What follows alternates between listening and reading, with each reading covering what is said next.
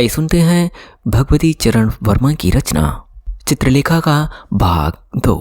कुमारगिरी योगी था। योगी? हाँ, क्योंकि उसने संसार छोड़ दिया था। क्यों? एक दूसरा कल्पना का संसार प्राप्त करने के लिए, इस आशा पर कि वह संसार सुख से पूर्ण होगा। जनरों से उसे अरुचि थी। कल्पना का मंडल उसके विचरने का क्षेत्र था। संसार में उसे शांति न थी, इसलिए शांति को पाने के लिए उसे निर्जन की शरण लेनी पड़ी थी। संयम और नियम, इन पर उसे विश्वास था। इच्छाएं उसकी वशीभूत थीं। योगी कुमारगिरी में शक्तियां भी थी, पर वह उन शक्तियों का संचय करने में ही विश्वास करता था, प्रयोग करने में नहीं। एकांत में उसका मन स्थिर रहता था और एकाग्रचित होकर वह अभ्यास भी कर सकता था। उसने अपना शरीर तपा दिया था, पर उसको कष्ट न हुआ था। शरीर तपा था, पर उसकी जलन को एक अलौकिक सुख की कल्पना शीतल कर देती थी। उसने वासनाओं को दबा दिया था, क्योंकि वासनाओं के कारण ही मनुष्य पाप करता है। योगी कुमारगिरी सुखी था। विचार सागर में वह डूबा रहता था। उसके सामने इच्छाओं का संसार न था और इच्छाओं के न पूर्ण होने से जनित परिताप था। उसके जीवन की अकर्मण्यता पर ज्ञान और विचार का आवरण था। सुख कल्पना है, तृप्ति है। प्यास न होने के कारण तृप्ति का कोई वास्तविक महत्व न भी हो, पर ऐसी स्थिति में हृदय पर कोई भार नहीं रहता।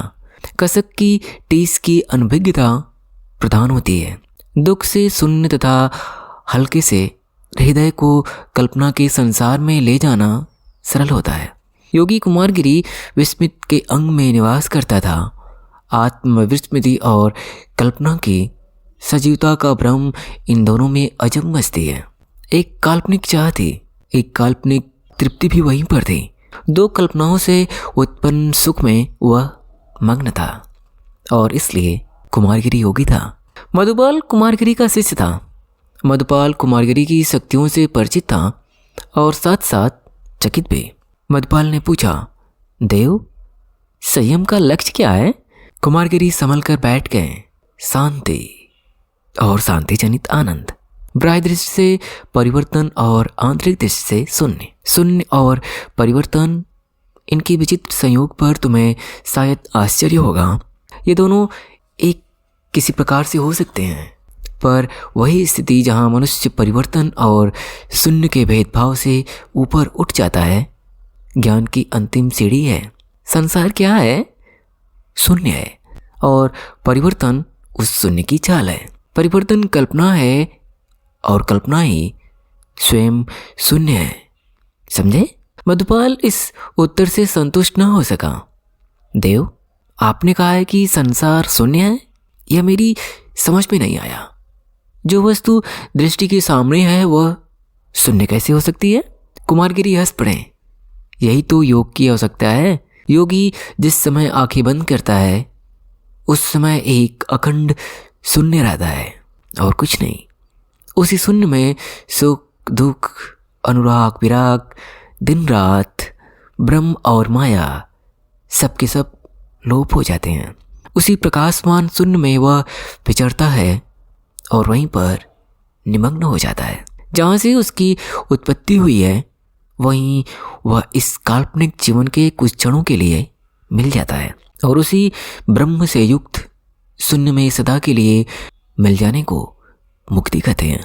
इस तरह योगी इसी शरीर के साथ मुक्ति का अनुभव करता है। अपने गुरु के प्रति मधुपाल की श्रद्धा उमड़ पड़ी। गदगद होकर उसने गुरु के चरणों में अपना मस्तक नमा दिया।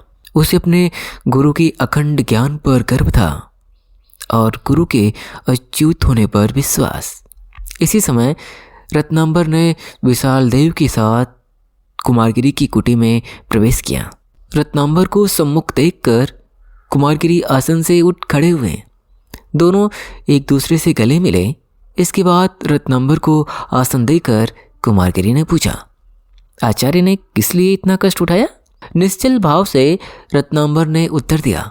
अखंड तेज से विभूषित योगी कुमारगिरी से अपने शिष्य को दीक्षित कराने के लिए मैं उपस्थित हुआ हूँ, कुमारगिरी ने कहा। आचार्य इस तुच्छ सेवक को एक बहुत बड़ा स्थान दे रहे हैं और मैं उसके लिए सर्वथा अयोग्य हूँ। नहीं होगी कुमारगिरी, यह तुम्हारी उदारता है। तुम वास्तव में श्रेष्ठ हो। तुम संसार से बहुत ऊंचे उठ चुके हो और मैं अभी तक संसार में हूँ, जहाँ केवल तर्क किसी समस्या को सुलझाने में पर्याप्त नहीं होता, वहाँ अनुभव की तथा कल्पना की आवश्यकता होती है। तुम में ज्ञान है और कल्पना है, मुझ में केवल अनुभव है। इसलिए तुम्हारे पास आया हूँ। तुम्हारे साथ रहकर मनुष्य जीवन की जटिल से जटिल समस्याओं को सफलतापूर्वक हल करने में समर्थ हो सकेगा। इसलिए मैं विशाल देव को तुम्हारा शिष्य बनाना चाहता हूँ। योगी कुमारगिरी, तुम मेरा अनुरोध न टालोगे और मेरी यह प्रार्थना स्वीकार करोगे। कुमारगिरी ने विशाल देव की ओर देखा। वत्स, जीवन की किस समस्या को सुलझाने के लिए तुम्हें मेरे पास आना पड़ा है? विशाल देव ने कुमारगिरी को अभिवादन करके शांत भाव से उत्तर दिया। देव, मैं जानना चाहता हूँ कि पाप क्या है। कुमारगिरी हंस पड़े। उनकी हंसी में माधुर्य था। उन्होंने कहा, तुम जानना चाहते हो कि पाप क्या है, पर पाप क्या है यह अधिकतर अनुभव से ही जाना जा सकता है और मेरे साथ रहकर तुम्हें पाप का अनुभव न हो सकेगा। मेरा क्षेत्र है संयम और नियम, और संयम और नियम से पाप दूर रहता है। फिर भी आचार्य का अनुरोध है कि मैं तुम्हें अपना शिष्य बनाऊं।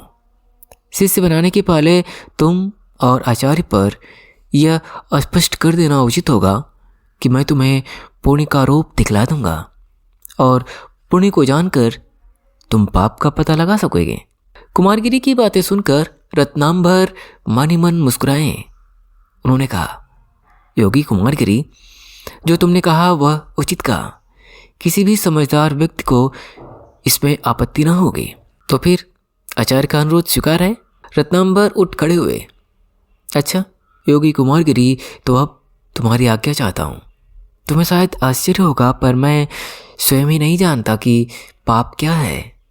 वर्षों के अध्ययन और अनुभव के बाद भी पूर्ण ज्ञान की था नहीं ले सका हूँ। अपने शिष्यों को मैंने योग्य व्यक्तियों के हाथ सौंप दिया। अब मैं कुछ थोड़ी सी तपस्या भी करूँगा। देखूँगा कि जिस बात को मैं अध्ययन तथा अनुभव से नहीं जान सका, क्या मैं उसे आराधना और साधना से जान सकता हूँ। इतना कहकर रत्नांबर वहाँ से चले गए। रत्नांबर के चले जाने के बाद कुमारगिरी ने संकेत से विशाल देव को बिठलाया। वत्स, तुम मेरे शिष्य हुए। इस समय मैं तुमसे कुछ प्रश्नों का उत्तर चाहूँगा। जानते हो वासना क्या है? विशाल देव ने उत्तर दिया। देव, वासना इच्छाओं का दूसरा नाम है। ठीक, पर यह जानते हो कि मनुष्य जीवन में वासना का क्या स्थान है? कुमारगिरी ने पूछा। शायद नहीं, और वह तुम्हें मैं आज बतलाऊंगा। वासना पाप है। जीवन को कुलसित बनाने का एकमात्र साधन है। वासनाओं से प्रेरित होकर मनुष्य ईश्वरीय नियमों का उल्लंघन करता है और उनमें डूबकर मनुष्य अपने को, अपने रचयिता ब्रह्म को भूल जाता है। इसलिए वासना त्याज्य है। यदि मनुष्य अपनी इच्छाओं को छोड़ सके तो वह बहुत ऊपर उठ सकता है। ईश्वर के 3 गुण और सत, चित और आनंद, तीनों ही गुण वासना से रहित विशुद्ध मन को मिल सकते हैं। पर वासना के होते हुए ममत्व प्रधान रहता है और ममत्व के भ्रांतिकारक आवरण के रहते हुए इनमें से किसी एक का पाना असंभव है। विशाल देव, मेरा शिष्य होकर तुम्हें जो पहला काम करना पड़ेगा वह यह होगा कि तुम वासना को त्याग कर अपने मन को शुद्ध करो। यह एक तपस्या है, पर इस तपस्या में दुख नहीं है। इच्छाओं को दबाना उचित नहीं। इच्छाओं को तुम उत्पन्न ही ना होने दो। यदि एक बार इच्छा उत्पन्न हो गई तो फिर वह प्रबल रूप धारण कर लेगी। इसलिए तुम्हारा कर्तव्य होगा इच्छाओं को सदा के लिए मार डालना। बोलो, इतना कर सकोगे? विशाल देव ने उत्तर दिया। देव, इतना करने का प्रयत्न करूँगा। कर सकूँगा या नहीं यह मैं नहीं कह सकता। आपका बतलाया हुआ मार्ग सरल है, पर उसमें कुछ आपत्ति अवश्य है। वासनाओं का हनन क्या जीवन के सिद्धांतों के प्रतिकूल नहीं है? मनुष्य उत्पन्न होता है क्यों? कर्म करने के लिए। उस समय कर्म करने के साधनों को नष्ट कर देना क्या विधि के विधान के प्रतिकूल नहीं है? देव, जिस समय आप इस संबंध में मेरा भ्रम निवारण कर देंगे, उस समय मैं आपके निर्धारित मार्ग पर चलूँगा। कुमारगिरी संभवतः विशाल देव से इस उत्तर को पाने के लिए तैयार बैठे थे। उन्होंने कहा, तुमने उचित ही कहा है विशाल देव, क्योंकि तुम पर एक गुरु का प्रभाव है। उस प्रभाव को दूर करके मुझे तुम पर अपना प्रभाव जमाना पड़ेगा। मैं तुम्हारा भ्रम निवारण कर दूंगा, पर आज नहीं। भ्रम में पड़े हुए गुरु के शिष्यों में भ्रमों का होना स्वाभाविक है। पर देखता हूँ विशाल देव, आचार्य रत्नांबर के विचार किस अंश तक नास्तिकता की ओर झुके हुए हैं। मैं आस्तिक हूँ। इसके पहले कि तुम मुझसे कुछ सीख सको, तुम्हें दो बातों को मानना पड़ेगा। प्रथम यह है कि ब्रह्म है, और दूसरा यह है कि कर्तव्य जीवन का प्रधान अंग है। विशाल देव ने उत्तर दिया, देव, मैं इन दो बातों को मानता हूँ। कुमारगिरी उठ खड़े हुए, तो फिर निश्चिंत हो गया। मैं तुम्हें दीक्षा दूंगा और तुम्हें मुक्ति का मार्ग दिखलाकर पाप से परिचित करा दूंगा। अभी आप सुन रहे थे चित्रलेखा का भाग 2।